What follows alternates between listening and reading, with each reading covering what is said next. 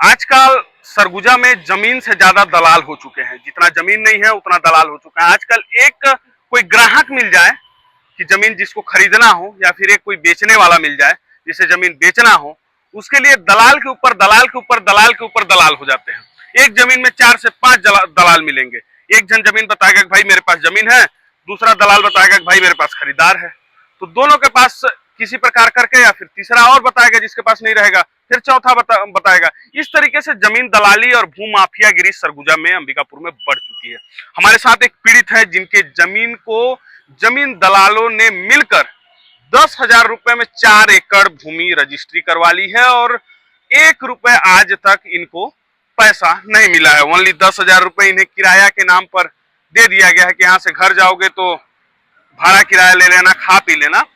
जब पैसे की बात आई तो यह कहना आया कि इतना पैसा लेकर जाओगे फालतू चोर वोर पकड़ लेंगे, लूट लेंगे। क्या करोगे पैसा? कल पैसा खाता में या फिर टाइम से पैसा पहुंच जाएगा। ये जमीन दलालों का और जमीन जो है क्रेता का कहना आया। दर दर की ठोकरें खाए हैं। शिकायत करने थाने से लेकर अधीक्षक, पुलिस अधीक्षक कार्यालय से लेकर सरगुजा आईजी तक पहुंचे हैं, लेकिन अभी तक कार्रवाई कुछ नहीं हुई है, न जमीन दलालों के ऊपर और न ही जमीन क्रेता के ऊपर।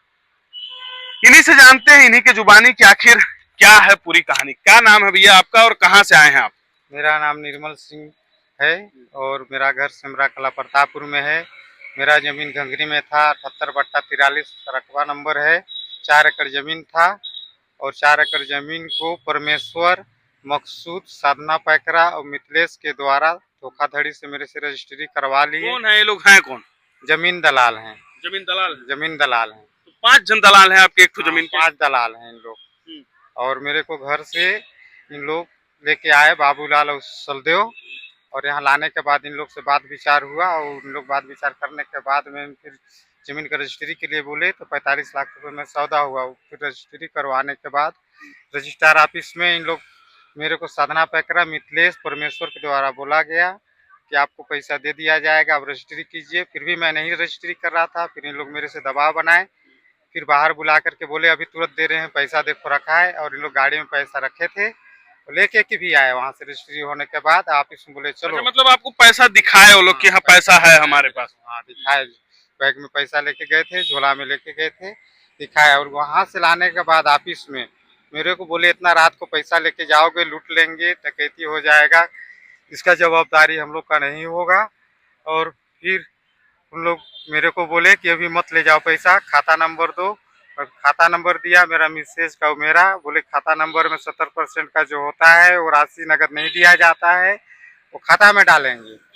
और मेरे को बोले कि 10,000 आप रुपया ले लो और कल गाड़ी किराया भाड़ा करके फिर से आ जाना आप लोग। हम लोग 5-6 लोग थे, सलदेव, बाबूलाल, मैं और बहादुर और एक ड्राइवर था राहुल। सब लोग हम लोग फिर चले गए।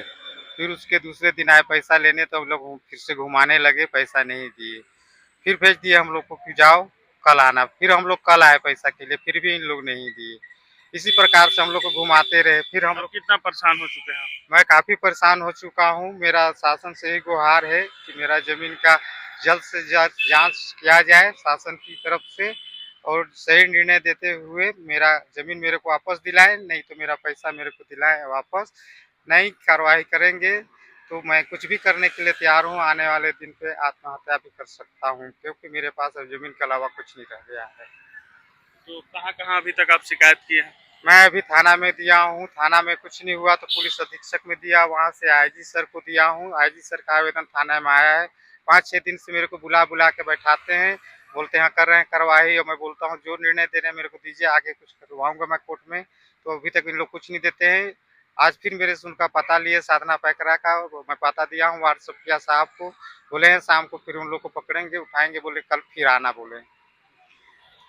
अक्सर देखा जाता था कि जमीन बेचने वाला जो है जमीन नहीं देता था।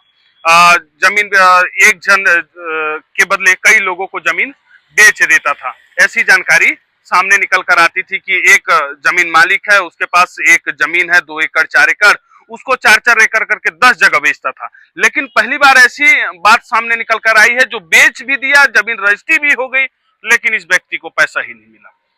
बहरहाल देखने वाली विषय यह होगी कि प्रशासन किस तरीके से कार्रवाई करती है। प्रशासन आखिर इन जमीन दलालों के ऊपर क्या सिर्फ मुकदमा दर्ज करके जेल भेजती है या फिर इस व्यक्ति को जमीन वापस मिलता है या फिर पैसा मिलता है।